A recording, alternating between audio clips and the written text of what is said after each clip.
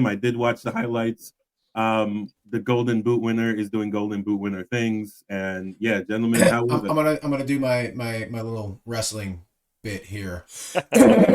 The reigning, defending, undisputed USL Super League Golden Boot winner Allie Thornton opens her account again. Put the Dallas Trinity up 2-1 and take 3 points at home.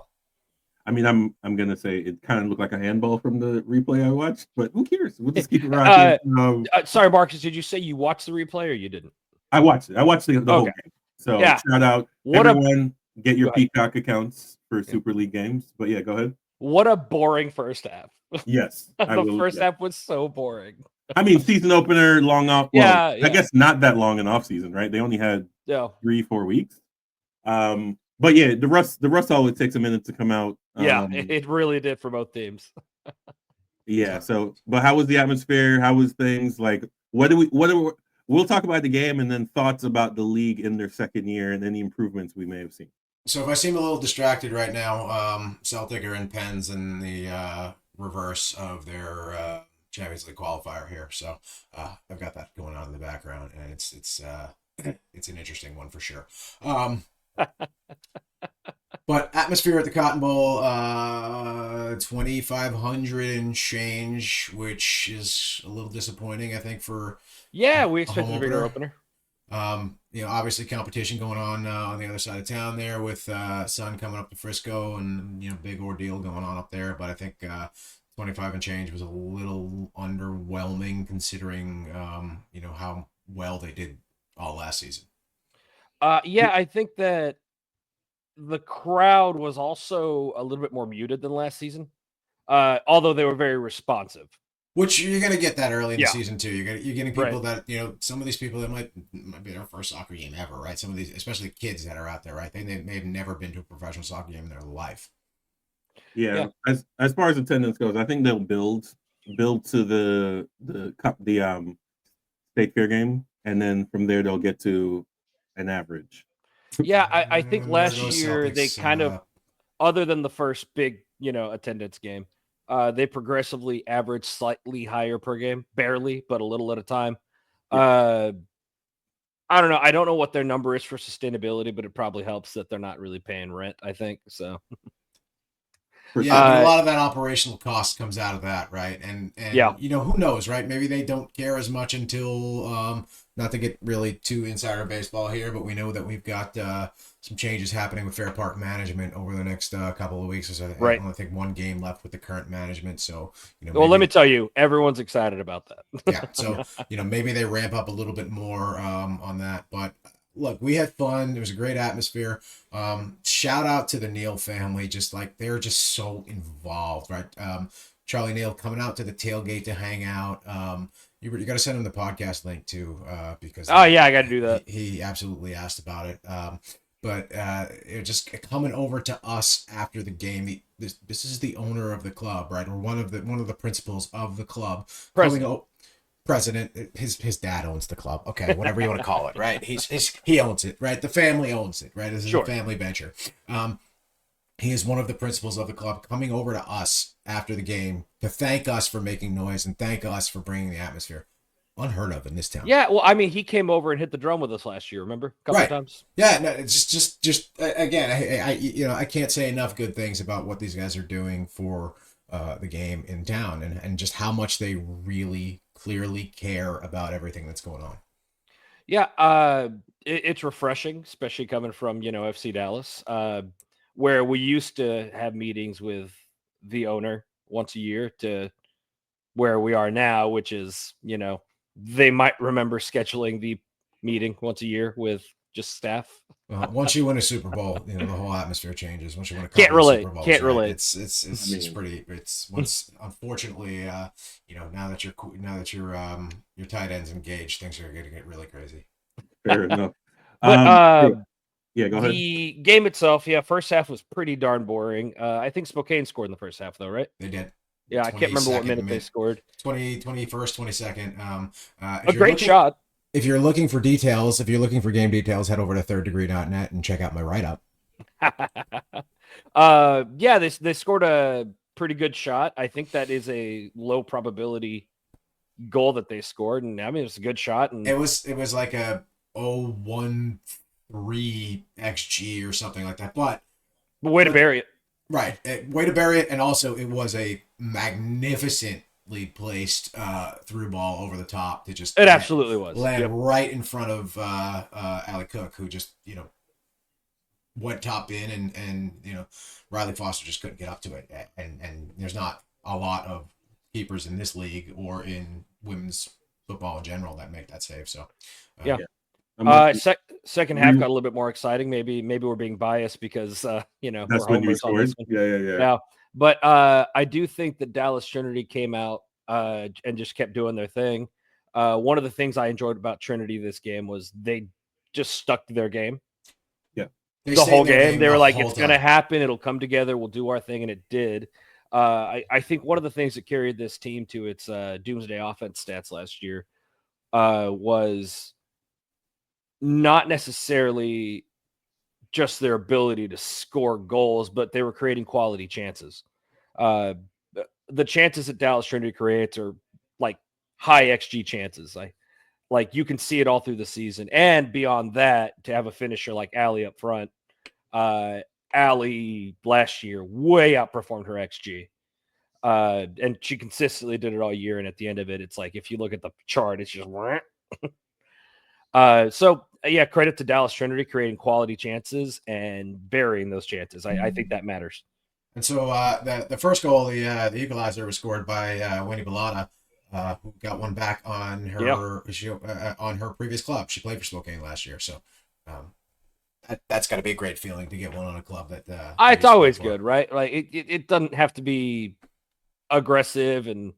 No, it doesn't have to be malicious negative, but else, it is nice to put one on your old club, right? Right. That's got to feel great. And so she opened her account, and then Allie got one there. My sneaky player of the match here, not that anybody asked, but my sneaky player of the match here is definitely going to be Tamara Bolt. She really got open on that right side, and as the game progressed and Spokane sort of wilted a little bit in the Texas heat, which, by the way, no hydration breaks, which was shocking to me. Yeah, that was surprising. Considering it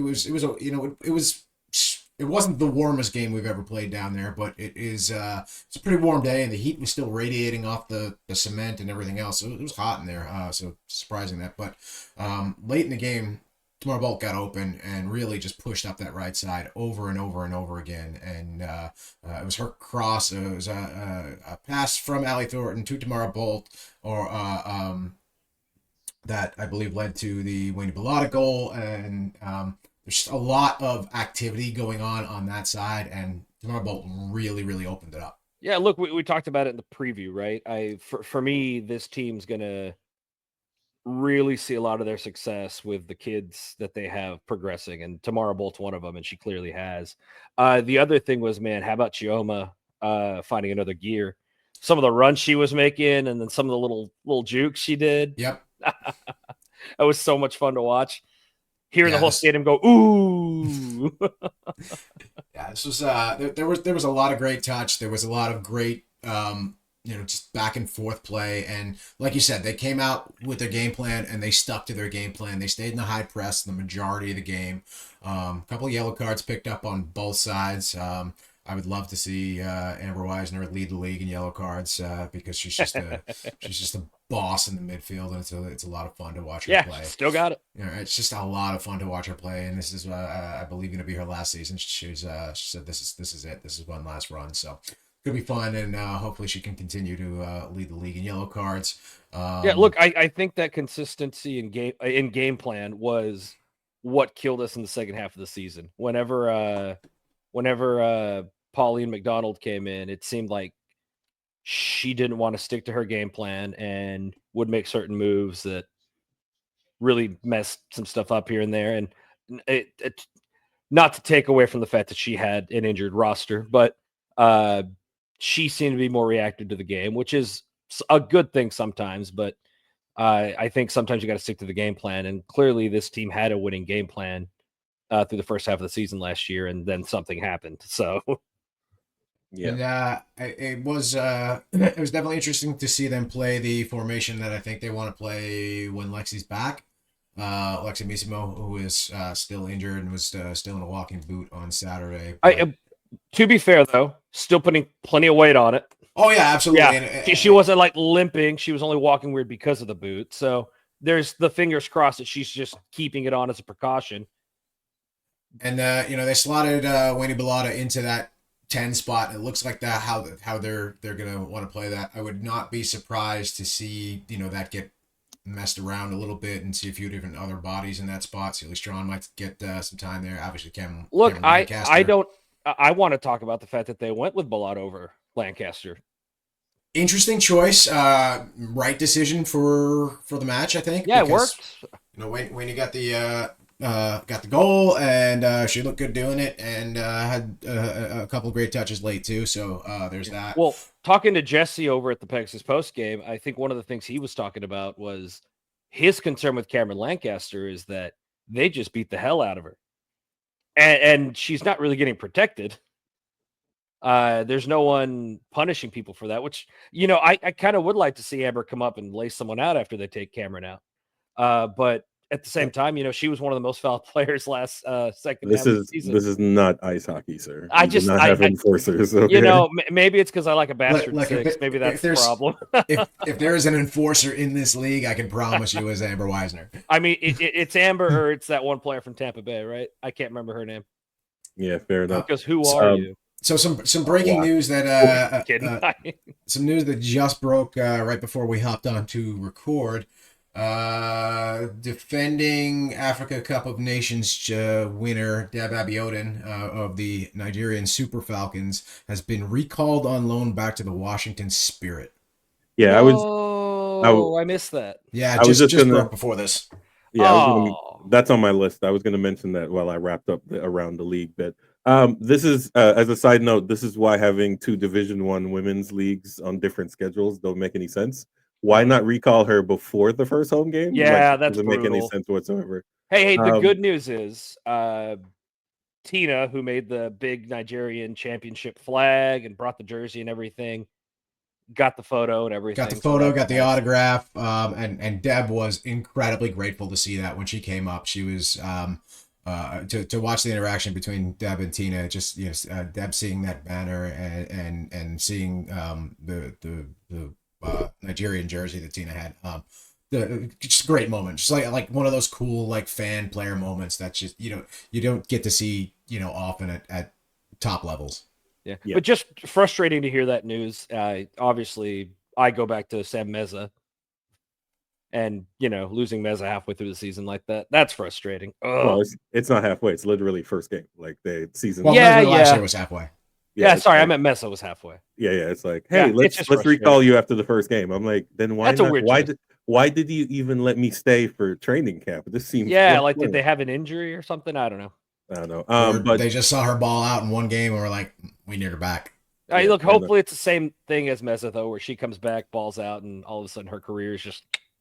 Well, hopefully they don't recall. Washington doesn't recall their other loan because Tamara Bolt is also on loan from the Spirit. Yeah, I would hate to lose Bolt. Yeah. I mean, that's the risk you take with loans. And I guess that's the point of the loan, right? You're loaning out a young player for that to happen. Yeah. So we can wrap up the opening weekend for the second season of the Gainsborough Super League.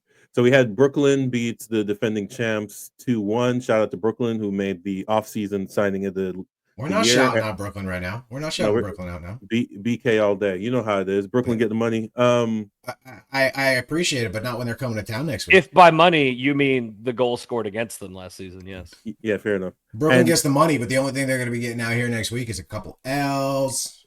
Fair enough. No, I'm excited to watch Brooklyn. I think you're about to mention the signing anyways, so go ahead. Well, I mean, I was going to make the signing as an aside. They made the off-field signing of the year, and for anyone who needs to know why, go look it up. And as an aside, the attendance for the Trinity game was 27 and change. They will have 26. Yeah, you said 25, but 200 people, give or take. They will have an opportunity next week. Clear runway, no FC Dallas competition. So let's see if we can, crest 4. Fort Lauderdale. I watched that game actually live. The Fort Lauderdale Lex game. It was 3-1 at a certain point, and then they crawled back. So shout out to Lexington, who doesn't want to be at the bottom of the table again this year. So they showed a lot of heart. And then last but not least, Sporting Jacks. I mean, the weather is just the weather. 3 hour. Nothing you can really do about that, unfortunately. Yeah, 3 hour rain delay. They sold 9,700 tickets. It was probably going to be 10 by the time game time, but obviously if you watch the game, they didn't quite get that many in the stands after 3 hours of rain. But that's a great start for them. They have obviously the men's side starting in March. So I mean, it's nice to see that the community is accepting that for sure. They spent a lot of money on PR for that.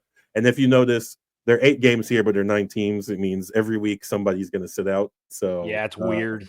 It's going to be an interesting season for sure. So until next year when we add one more team, and well, I mean, fingers crossed. Yeah, so shout out to the opening weekend. Like I said, Trinity has a game against BK all day.